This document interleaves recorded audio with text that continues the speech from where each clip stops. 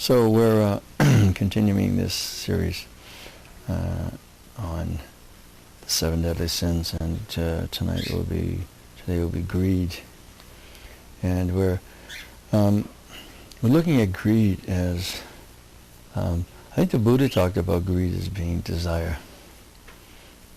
He was saying that like the root of all suffering is desire. So like what he realized it was when he went through all of his exercise and his disciplines, and did all the yogic exercises and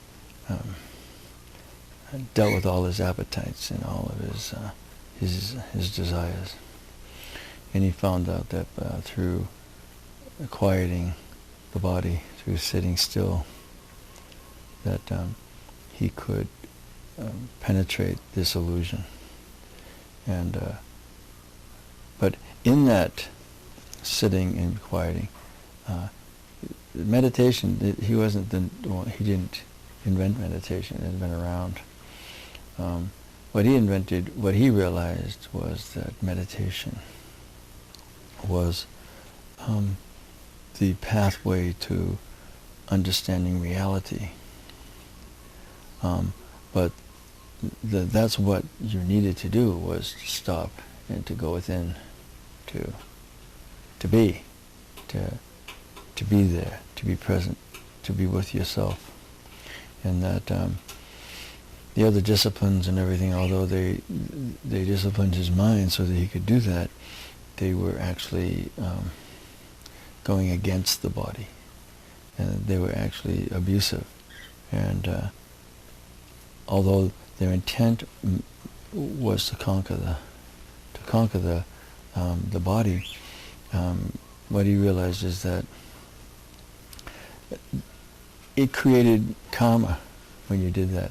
In other words, the body rebelled, or the body gave out, or the body was being abused by you. So his whole thing then was the middle road.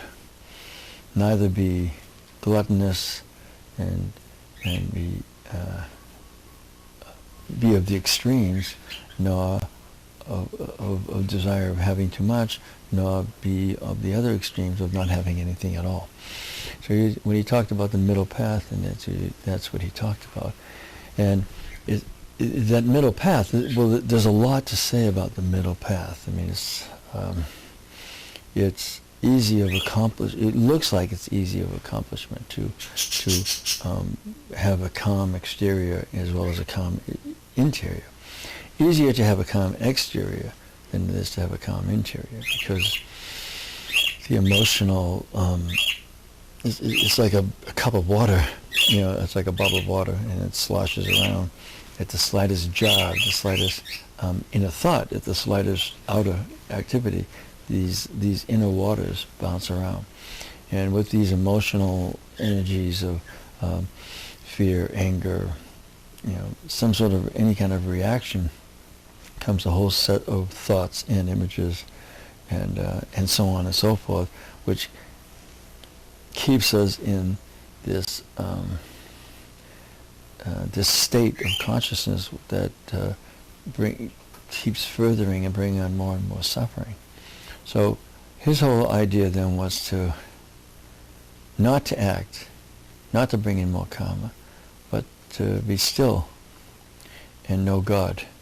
That's how we would know God, is through being still. So he said that desire then was the mother of all action, and that action, of course, brought karma. In other words, action brought reaction, action brought repercussions, action brought consequences.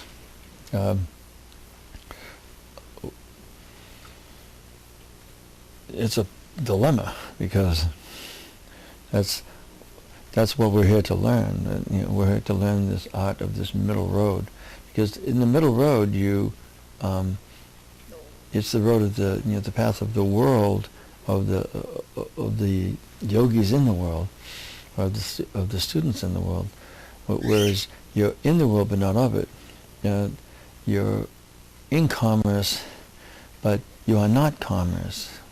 You deal with money, but you're not owned by money. Money is not your God. money is not the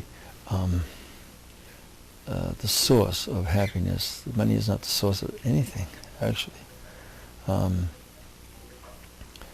Money is a vehicle from which you can use to take you places and to help people and to help yourself, but it isn't much more than that. It has nothing to do with happiness. It has nothing to do with survival. Only in the very short term.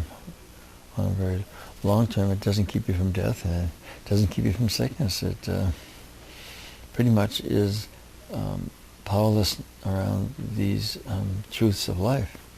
And money can't buy you love. So everything of realness,